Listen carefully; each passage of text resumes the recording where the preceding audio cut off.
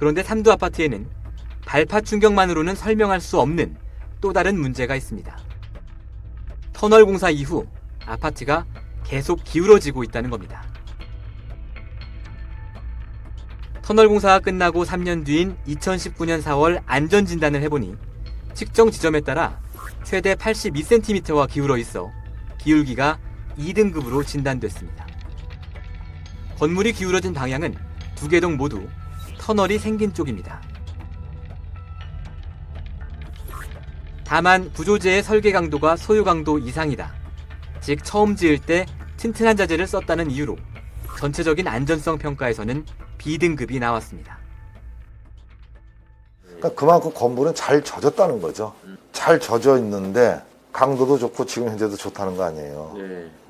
그런데 상태 평가는 2등급 다 나오지 않습니까요? 예. 자, 기울기도 2등급 나옵니다. 이렇게 건물이 기울어지다 보니 곳곳에 균열이 생기고 있습니다. 아파트 현관이 처마 지붕과 그 아래를 받치고 있는 수직 기둥 사이 거대한 틈새가 생겨 임시로 모래주머니를 받쳐 놓았고, 그러니까 이 지붕 그대로 있고 아래만 내려가니까 그렇죠.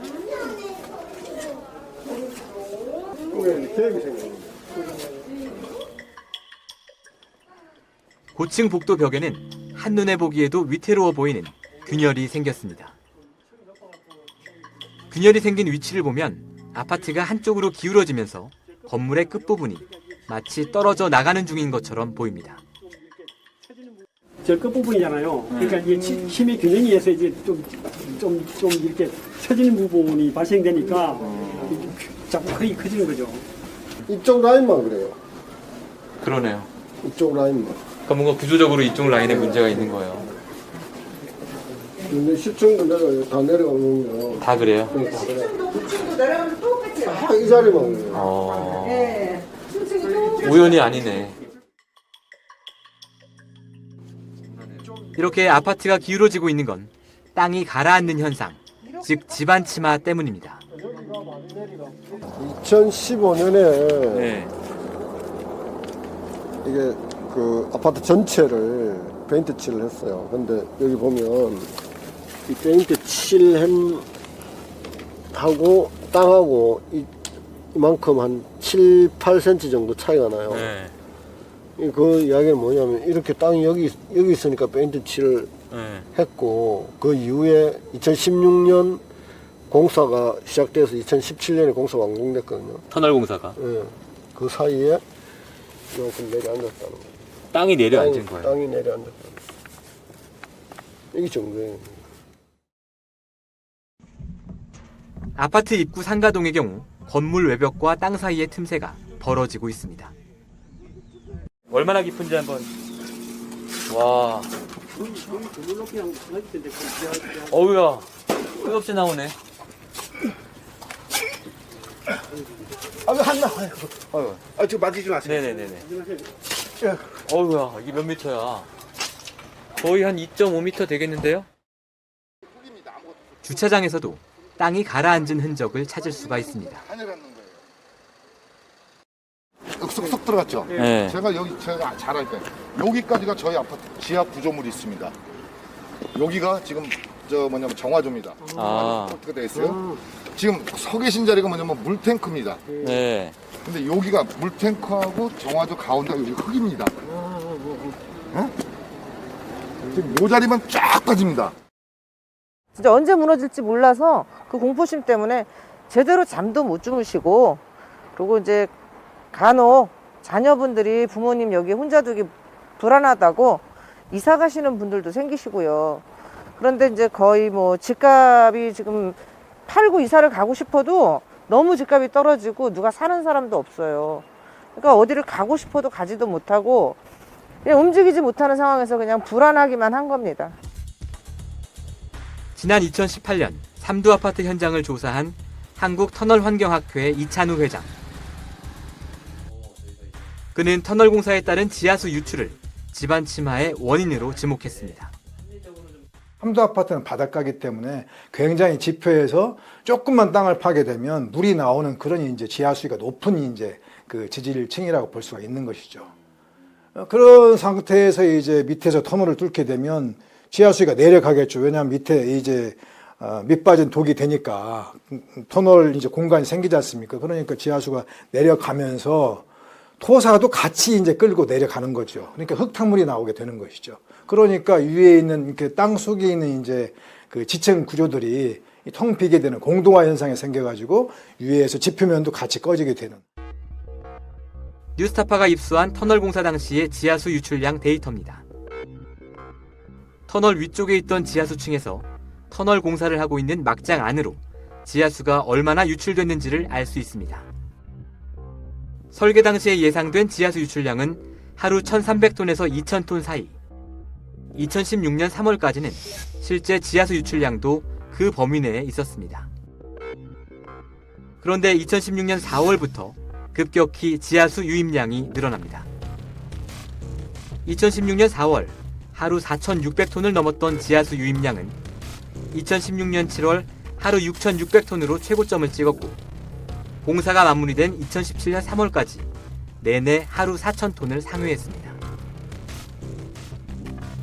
이렇게 지하수가 빠져나가다 보니 아파트 주변에 50년 된 목욕탕에서도 터널 공사 이후 지하수가 잘 나오지 않는다고 합니다. 수압량이 그렇게 많지가 않아요. 나는 콸콸콸콸 나왔는데 요즘은 어쩌다 한번 틀어보면 녹물도 나오면서 압도 약해졌어. 그건 사실이야. 그건 사실이야. 반석 위에 이제 집이 아파트가 지어져 가지고 공동화 현상이 생기더라도 똑바로 이렇게 내려오게 되면 그나마 안전하겠죠. 근데 그럴 가능성이 거의 없죠. 거의 집안이 삼도 아파트 같은 경우에는 이쪽은 안반층, 이쪽은 거의 이렇게 됐단 말이에요. 그 층이, 지층 구조가. 그러니까 한쪽 기초는 여기에 서 있고, 한쪽 기초는 여기에 서 있단 말이죠. 이러면 이게, 옆에서 이게 말뚝으로 이제 서포트를 해주는데, 이게 이제 지지하는 힘이 밑바닥에서 받쳐주는 힘하고, 또 토사가 이렇게 서로 이렇게 잡아주는 힘하고 두 개가 있는데, 잡아주는 힘이 거의 없어진단 말이죠. 이게 토사, 주변의 토사가 다 상실이 되게 되면 어떻게 되겠습니까? 이렇게 딱 물렸던 것들이 이렇게 느슨하게 되니까 이게 흔들리지 않겠습니까? 그런데 한 가지 이상한 점이 있습니다. 이렇게 하루 수천 톤씩 지하수가 빠져나갔는데도 인근 초등학교에서 측정한 지하수 수위는 불과 2m 정도밖에는 낮아지지 않았다는 겁니다.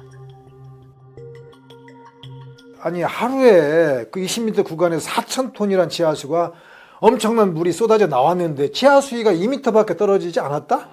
굉장히 이상한 거죠. 굉장히 적은 수치군요. 그렇죠. 그러면 그건 뭘 의미하는 거냐? 무한 리필이 됐다는 얘기죠. 계속적으로 물이 공급이 됐다.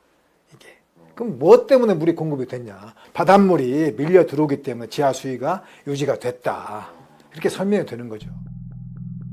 삼도 아파트에서 직선 거리로 430m 떨어진 곳에는 바다가 있습니다. 그렇게 지하수위가 떨어져야지 맞는데 삼도 아파트는 지하수위가 안 떨어졌단 말이죠. 거꾸로. 그러니까 모르는 일반인들은 안전했네? 근데 왜 이렇게 문제가 생기지? 그러면 거꾸로 이제 포스코도 우리는 책임이 없다. 지하수위가 안 떨어졌다라고 얘기를 할 수 있겠지만 그건 아니다. 삼도 아파트는 분명히 여기 있던 지하수위가 떨어졌단 말이죠. 그러니까 도사 한번 끌고 내려갔죠. 근데 다시 차올랐단 말이죠. 또 했다가 또 끌고 내려갔단 말이에요. 이것이 계속 반복됐다는 얘기거든요.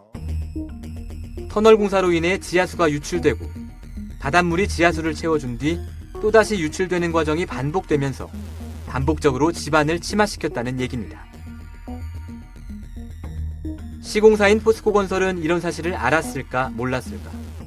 알았다면 어떤 조치를 취했을까? 포스코건설이 작성한 집안 침하 측정 데이터입니다.